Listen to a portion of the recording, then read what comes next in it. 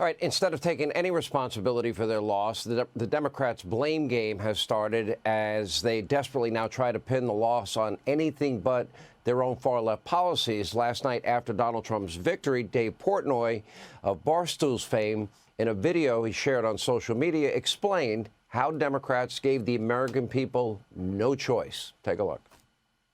A lot of people are asking, like, how did Trump get more votes than he got last time? Well, here's the answer. Because people like myself, independents or moderates, the Democrats gave us no choice. The Democrats gave us no choice. That was the worst campaign, and their pure arrogance and their moral superiority have driven people away. If you say you're voting for Trump, suddenly you're a Nazi, you're Hitler, you're garbage. Enough. Enough. Tonight is on the Democrats. Congratulations, Donald Trump. I voted for him. And I felt I had no choice but to vote for him for the campaign that the Democrats ran. And you know what? He's right, Americans. So you're sick and tired of Democrats, their far-left policies.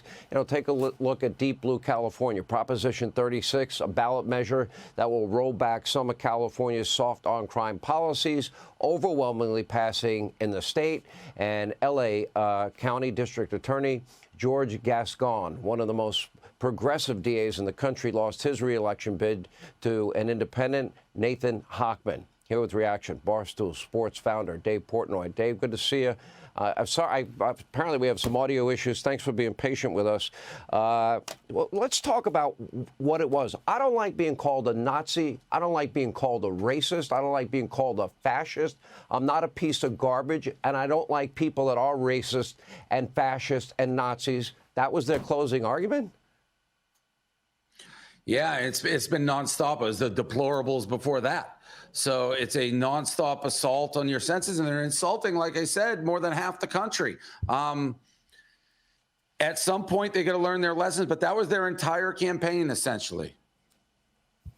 It really was. And, you know, if you can't run on, especially if you've been in office 4 years, if you can't name a single thing that you did that made people's lives better, in my mind, you have no campaign because you had 4 years to do it. And then she went the whole campaign not having to answer questions. That bothered me, too. Yeah, and well, the craziest thing is her campaign was turn the page, start a new America, all this, trying to distance herself from Joe Biden, who obviously they basically threw a coup. But then when the most obvious questions of all time would be asked, the most predictable questions, how are you different than Joe? What would you have done differently? She couldn't get an answer to. That's probably the biggest ringing indictment of the campaign.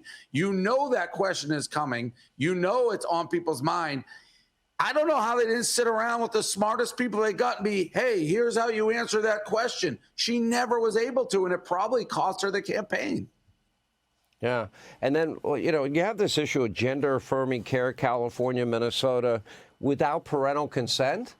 What, parents don't have any rights at all? Or Tim Walz, you know, wanting to put feminine hygiene products in boys' bathrooms, fourth grade boys' bathrooms. Can you explain that to me?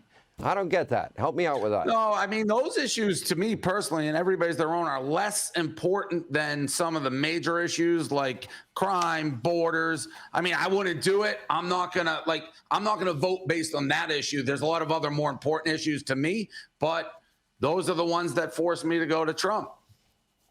Yeah, but put it this way. I know you're not a parent, but and I was going to get to this. You certainly know we called him Tampon Tim, but you know, here you are, alpha male, tough guy, you know, all American as far as I can see, and then you got this soft side, and I watch all of your videos of Miss Peaches. And now we have a second dog that you've adopted, the Beagle. And, Pete the Beagle. All of a sudden, you're like the toughest guy in the world. And then it's like, when you're around your dog, Miss Peaches, I love you. And it seems so sincere. And you love this dog. And now you have another dog. And how much money did you raise for shelter dogs? We've raised a little over $1 million so far for shelter dogs and continuing. It's a cause, obviously, that's near and dear. I've always been a dog guy. So, I love doing it. I do love the dogs. And we raise a ton of money and help a lot of new Miss Peaches. So it's an important cause for me. But let me go back and let me conflate the two issues a little bit. Gender affirming care. I don't really care what any adult does in their life. I believe in liberty. I believe in freedom. Fine with that. But gender affirming treatment and care for minors without parental consent. I'm guessing if anyone goes near, Pete the Beagle or Miss Peaches and wants to do anything without your consent as the owner of that dog, you're going to go nuts. Am I wrong? Yeah, that's why I wasn't expecting that analogy. But yes, I can confirm to you, if I find somebody trying to do something to one of my dogs without my consent and without their consent, you may have a murder on your hands. People that don't know you, they're going to say, he's calling for murder, because liberals have no sense of humor. If you touch my dogs, I'm going to kill you. If you mess with my dog, you're done.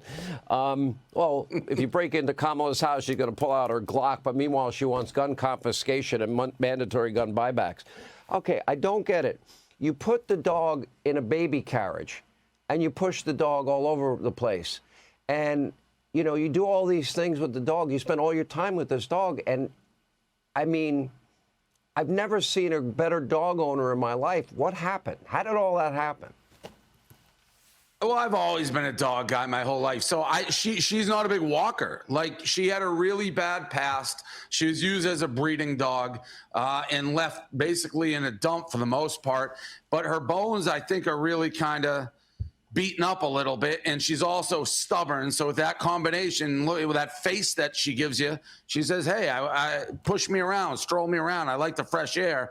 That's my idea of exercise, you pushing me. All right. How's it going with Pete the Beagle? That is now your second dog. Yeah, they're best friends. They've bonded really quickly. It's like having kids. You're up early. It's a lot of work, but I love them. So I'm very happy that they have each other. All right. What's the future? That on the day after the election, we're talking dogs. Well, to be honest, I kind of need a little break. We've been going hot and heavy. Politics, and to talk about something as fun as if people have not seen it, doesn't Miss Peaches have her own account? You've got to watch these videos, like and I think I do a pretty good followers. imitation. It's like this: Miss Peaches, little Peachy, come here, Peachy. Is that a pretty good imitation? Not too bad, right? Yeah, that was very good. She's very famous. Yeah, more famous than me. I agree. The most famous dog in America.